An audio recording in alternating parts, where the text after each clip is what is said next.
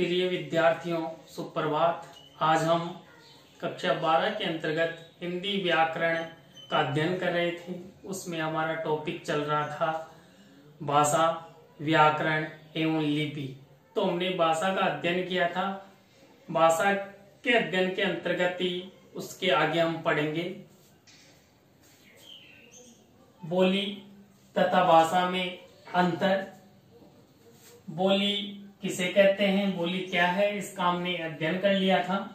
बोली एक सीमित क्षेत्र में बोली जाने वाली भाषा के स्थानीय रूप को बोली कहा जाता है। स्थानीय जो रूप होता है उसे हम बोली कहते हैं। कहा भी जाता है 4 कोस पर पानी बदले 8 कोस पर वाणी, ये कहावत है।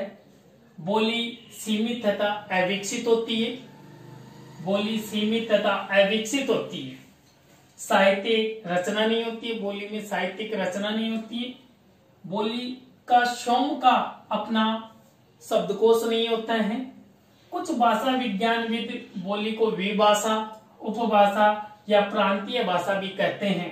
जैसे बोलियां हैं कुछ मारवाड़ी, शेखावाटी, मेवाती, डूंडाड़ी, हाड़ौती, निमाड़ी, पागड़ी आदि बोलियां राजस्थान में बोली जाती है। भाषा एक विस्तृत क्षेत्र में बोली जाने वाली बोली को भाषा कहते हैं। जब सीमित क्षेत्र होता है तब तो बोली कही जाती है, लेकिन जब उस बोली का विस्तृत रूप हो जाता है तो उसे भाषा कहा जाने लगता है। जब बोली का महत्व बढ़ जाता है, उसका क्षेत्र विस्तृत होने लगता है, तो बोली भाषा का रूप प्राप्त कर लेती है। भाषा असीमित तथा अविकसित होती है, जबकि बोली सीमित तथा अविकसित होती है। भाषा का अपना साहित्य होता है, जबकि बोली का अपना कोई साहित्य नहीं होता है। भाषा का अपना स्वयं का शब्दकोश होता है, लेकिन बोली में अपना शब्दकोश नहीं पाया जाता है। आज भाषा कही जाने वाली हिंदी, अंग्रेजी, संस्कृत, रूसी, अरबी, जापानी आदि प्रारंभिक रूप में बोली रही होंगी, और आज बोली विस्तृत क्षेत्र में बोली जाने के कारण इन्हें भाषा कहा जाने लगा है। हम भाषा के बारे में जानते हैं, हम भाषा के रूप भी जानते हैं। जैसे हमारी भाषाएं हिंदी है, अंग्रेजी है, संस्कृत है आदि प्रमुख भाषाएं हैं। भाषा की कुछ विशेषताएं भी होती हैं, इसकी प्रवृत्तियां भी होती हैं। भाषा की विशेषताएं, भाषा सामाजिक संपत्ति है। भाषा सतत, प्रवाहमान, सहज और नैसर्गिक होता है। नैसर्गिक का तात्पर्य है प्राकृतिक। नैसर्गिक का तात्पर्य है प्राकृतिक। भाषा अर्जित संपत्ति है। भाषा को हम अर्जित करते हैं, ये हमारी अर्जित संपत्ति है। भाषा परिवर्तनशील है। भाषा परिवर्तनशील है। बोली विकसित होकर भाषा बनती है। उसी प्रकार भाषा मृत प्राय भी होती है। धीरे धीरे भाषा अपना विकास खो देती है और वो मृत हो जाती है। भाषा कृत्रिम भाषा भी होती है। विश्व की एकमात्र कृत्रिम भाषा एस्पेरेंतो है। भाषा अनुकरण से सीखी जाती है। भाषा अनुकरण के द्वारा सीखी जाती है।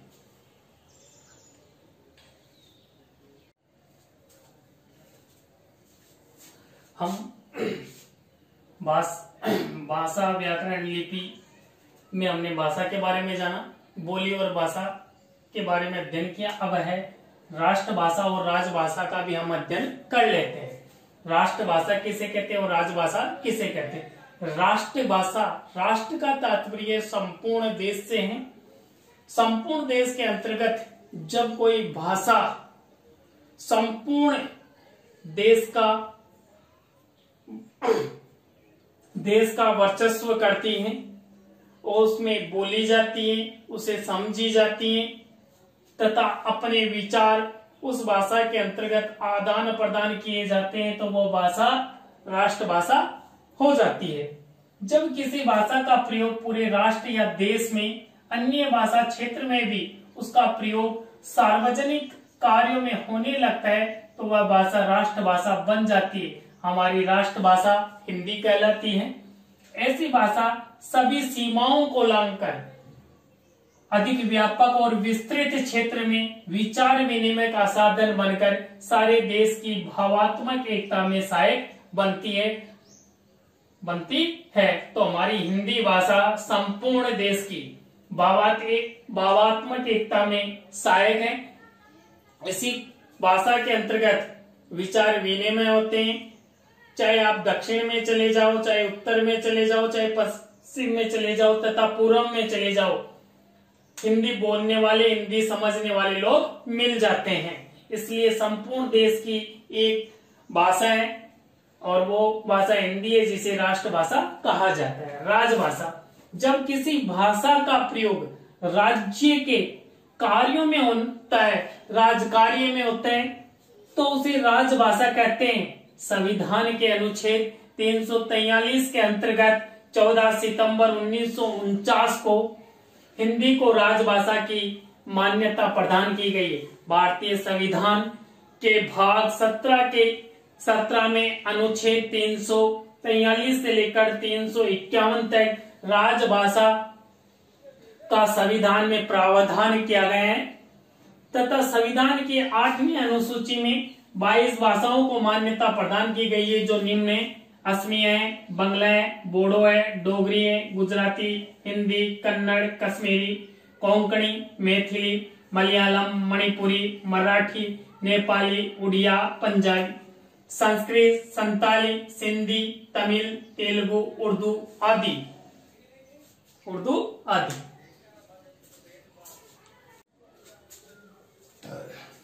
हम थोड़ा सा विश्व की भाषाएं और उनका वर्गीकरण भी जान लेते हैं। पूरे विश्व में 2796 भाषाएं, लगभग 3000 भाषाओं के बारे में विद्वान कहते हैं, और संपूर्ण विश्व को 13 भाषा परिवारों में बांटा गया है। उनमें से प्रमुख एक भाषा परिवार है भारोपीय परिवार, जो भारत व यूरोप से संबंधित है। भारोपीय परिवार को 2 भागों में बांटा गया है: सप्तम वर्ग व कैंतुम वर्ग। सप्तम वर्ग को 4 भागों में बांटा गया है: भारत ईरानी, बाल्टोस्लाविक, आर्मेनी, अल्बानी को इलीरियन भी कहते हैं। कैंतुम वर्ग को 6 भागों में बांटा गया है: जर्मनिक, केल्टिक, ग्रीक, तोकरी, हिटाइट, इटालिक। इधर भारतीय ईरानी को आर्य भाषा भी कहते हैं। इसको 3 भागों में बांटा गया है: ईरानी, दर्द, भारतीय आर्य भाषा है। भारतीय आर्य भाषा को 3 भागों में बांटा जाते हैं: प्राचीन भारतीय आर्य भाषा, जिसका समय था 2000 ईसा पूर्व से 500 ईसा पूर्व तक; मध्यकालीन भारतीय आर्य भाषा, जिसका समय था 500 ईसा पूर्व से 1000 ईस्वी तक; आधुनिक भारतीय आर्य भाषाओं का समय 1000 ईस्वी से अब तक। प्राचीन भारतीय आर्य भाषा को भी 2 भागों में बांटा गया है: वैदिक संस्कृत और लौकिक संस्कृत। वैदिक संस्कृत का समय 2000 ईसा पूर्व से 800 ईसा पूर्व। वैदिक संस्कृत में वेदों, संहिताओं, ब्राह्मणों आदि, उपनिषदों आदि का निर्माण हुआ था। लौकिक संस्कृत का समय 800 ईसा पूर्व से 500 ईसा पूर्व। अगला है मध्यकालीन भारतीय आर्य भाषा, जिसका समय बताया गया था 500 ईसा पूर्व से 1000 ईस्वी। इसको 3 भागों में बांटा गया है: पाली, प्राकृत, अपभ्रंश। पाली का समय माना जाता है 500 ईसा पूर्व से 1 ईस्वी तक। प्राकृत का समय माना जाता है 1 ईस्वी से 500 ईस्वी तक। अपभ्रंश का समय माना जाता है 500 ईस्वी से 1000 ईस्वी। अपभ्रंश को भी भागों में बांटा गया है: शोरसेनी अपभ्रंश, मागधी अपभ्रंश, अर्धमागधी अपभ्रंश, महाराष्ट्रीय अपभ्रंश, ब्राचड़ व पेशाची अपभ्रंश। शोरसेनी अपभ्रंश को 4 भागों में बांटा गया है: पश्चिमी हिंदी, ये उपभाषाएं, राजस्थानी, पहाड़ी, गुजराती। पश्चिमी हिंदी की प्रमुख बोलियां खड़ी बोली, ब्रज, बांगरू, बुंदेली, कन्नौजी। राजस्थानी की प्रमुख बोलियां मारवाड़ी, मालवी, मेवाड़ी, मेवाती, हाड़ौती, ढूंढाड़ी, बागड़ी। पहाड़ी, पहाड़ी की बोलियां पहाड़ी उपभाषा की बोलियां कुमाऊनी, गढ़वाली, मंडियाली। गुजराती की बोली गुजराती, मागधी की 4 उपभाषाएं असमिया, उड़िया, बंगाली, बिहारी। बिहारी की 3 बोलियां भोजपुरी, मगही, मैथिली। अर्धमागधी से निकली पूर्वी हिंदी की 3 बोलियां अवधी, बघेली, छत्तीसगढ़ी। महाराष्ट्र से निकली बोली मराठी। ब्राह्मण व पैसाची की बोलियां सिंधी, लहंदा व पंजाबी। हमारे कक्षा 12 के अंतर्गत पाठ्यक्रम के अंतर्गत बोलियों का अध्ययन किया जाता है। बोलियों के अंतर्गत पूर्वी हिंदी के बारे में पूछा जाता है कि पूर्वी हिंदी की कौन कौन सी बोली हैं, तो अवधी, बघेली, छत्तीसगढ़ी। बिहारी की प्रमुख बोलियां कौन कौन सी हैं, भोजपुरी, मगही, मैथिली। और पश्चिमी हिंदी की प्रमुख बोलियां कौन कौन सी हैं, तो खड़ी बोली, ब्रज, बांगरू, बुंदेली, कन्नौजी। इनका हमें ध्यान रखना है। तथा राजस्थान की प्रमुख बोलियां मारवाड़ी, मालवी, मेवाड़ी, हाड़ौती, ढूंढाड़ी तथा बागड़ी आदि बोलियों के बारे में परीक्षा में प्रश्न पूछे जाते हैं।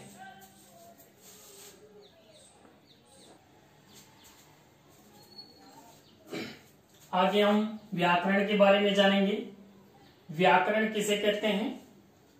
तो किसी भी भाषा का अध्ययन करने से पहले हमें उसका व्याकरण पढ़ना पड़ता है। व्याकरण के द्वारा उसका जो बेसिक ज्ञान है वो हमें प्राप्त करना होता है। तो व्याकरण की परिभाषा हो जाएगी वह शास्त्र जिसके द्वारा भाषा की शुद्धता से तात्पर्य शुद्ध बोलना, शुद्ध लिखना व शुद्ध पढ़ना का बोध होता है, उस शास्त्र को व्याकरण कहते हैं। व्याकरण के अंग 4 माने गए, वर्ण विचार, शब्द विचार, पद विचार तथा वाक्य। लिपि, आगे हम लिपि का अध्ययन करेंगे। परीक्षा के अंतर्गत व्याकरण से संबंधित प्रश्न पूछा जाता है। व्याकरण किसे कहा जाता है, व्याकरण के अंग कौन कौन से हैं। आगे लिपि का तात्पर्य होता है शैली या ढंग। हम किसी भी भाषा को किसी भी शैली या ढंग से लिखते हैं तो वो क्या कहलाती है, लिपि। लिपि की परिभाषा है लिखित भाषा में मूल ध्वनियों के लिए जो चिन्ह मान लिए गए वे वर्ण कहलाते हैं, पर जिस रूप में ये लिखे जाते हैं उसे लिपि कहते हैं। ये परिभाषा पंडित गुरु कामता प्रसाद ने दी है। लिपि का विकास, लिपि प्रारंभिक काल में चित्रलिपि, हमने देखा होगा, इतिहास में पढ़ा भी होगा कि प्राचीन काल में आदिवासी गुफाओं के अंदर चित्र बना देते थे, उसे चित्रलिपि कहते हैं। फिर आई प्रतीक लिपि। प्रतीक लिपि के अंतर्गत जैसे हम प्रतीक के रूप में, जैसे 1857 की क्रांति के अंतर्गत रोटी व कमल क्रांति का प्रतीक था, तो वो प्रतीक लिपि कहलाई। भाव लिपि, जैसे पीले चावल वगैरह भेजे जाते हैं, इसे भी प्रतीक कहा जाता है। भाव लिपि के बाद में ध्वनि लिपि, ध्वनियों का विकास हुआ। ध्वनि लिपि को 2 भागों में बांटा जाता है, अक्षरात्मक तथा वर्णात्मक। अक्षरात्मक लिपि के अंतर्गत भारत की प्रमुख लिपियां आ जाती हैं, जिसमें देवनागरी है, गुरुमुखी लिपि है, गुजराती है आदि। वर्णात्मक में रोमन लिपि आती है। अंग्रेजी भाषा रोमन लिपि में ही लिखी जाती है। प्राचीन काल में भारत में 3 लिपियां प्रचलित थीं, सिंधु घाटी लिपि, खरोष्टी लिपि तथा ब्राह्मी लिपि। खरोष्टी तथा ब्राह्मी लिपि अशोक के शिलालेख, गुहालेख तथा स्तंभ लेखों में खरोष्टी व ब्राह्मी लिपि का प्रयोग हुआ था। ब्राह्मी लिपि को 2 भागों में बांटा जाता है, उत्तरी शैली तथा दक्षिणी शैली। उत्तरी शैली से एक नई शैली का विकास हुआ जिसे गुप्त लिपि कहते हैं। गुप्त लिपि से सिद्धि मातृका लिपि जिसे कुटिल लिपि भी कहते हैं, इसी सिद्ध मातृका लिपि तथा कुटिल लिपि से देवनागरी लिपि तथा शारदा लिपि का विकास हुआ। देवनागरी हमारी राजभाषा हिंदी इसी लिपि में लिखी जाती है। देवनागरी से तात्पर्य नगरों में बोली जाने वाली, देव से तात्पर्य देवताओं के द्वारा बोली जाने वाली, अर्थात प्राचीन काल में देव भाषा संस्कृत थी तथा देव मंदिरों में जो भाषा बोली जाती थी वो संस्कृति, इस प्रकार से इसका नामकरण देवनागरी पड़ी। देवनागरी लिपि में लिखी जाने वाली भाषाएं, देवनागरी लिपि में लिखी जाने वाली भाषाएं संस्कृत है, हिंदी है, मराठी है, कोंकणी है, नेपाली आदि भाषाएं देवनागरी लिपि में लिखी जाती है। ये प्रश्न परीक्षा में पूछा जाता है कि देवनागरी लिपि में कौन कौन सी भाषाएं लिखी जाती है। देवनागरी की विशेषताएं, देवनागरी की विशेषताएं संपूर्ण लिपि को स्वर व व्यंजन में बांटा गया है। लिपि को, संपूर्ण लिपि को दो भागों में बांटा गया, स्वर तथा व्यंजन। वर्गीय वर्णों का उच्चारण स्थान अलग अलग है।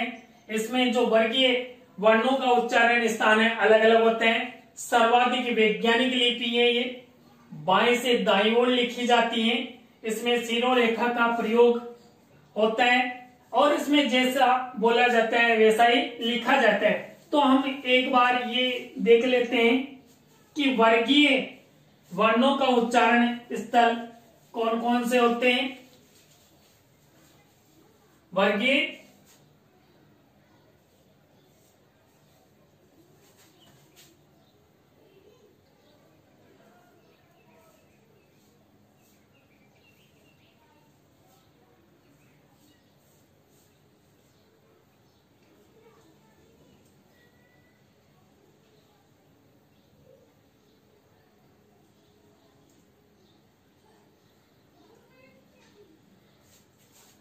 देखो यहां है कंठ,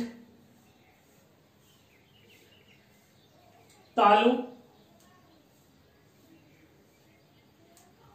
मूर्धा, दंत, ओष्ठ और नासिका।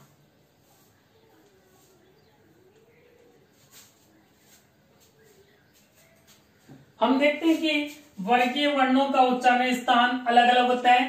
तो कंठ से बोले जाते हैं ए कह, ए कह, ए कह से तात्पर्य है दो तो स्वर ए आ स्वर तथा क वर्ग पूरा, क वर्ग पूरा और है।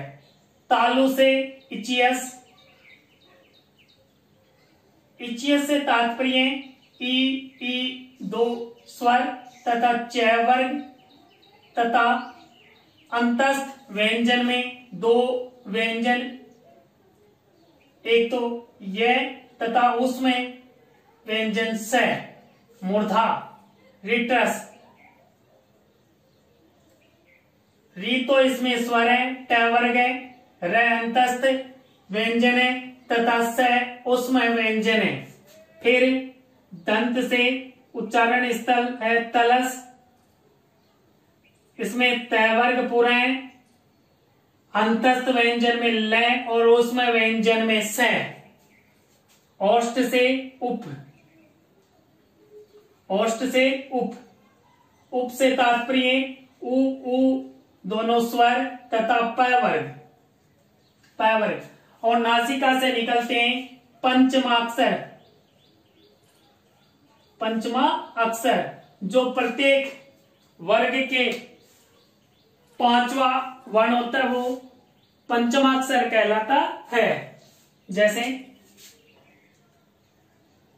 ण, य, अण, न तथा म, ये पांचों पंचमाक्षर कहलाते हैं। धन्यवाद, आज के लिए इतना ही।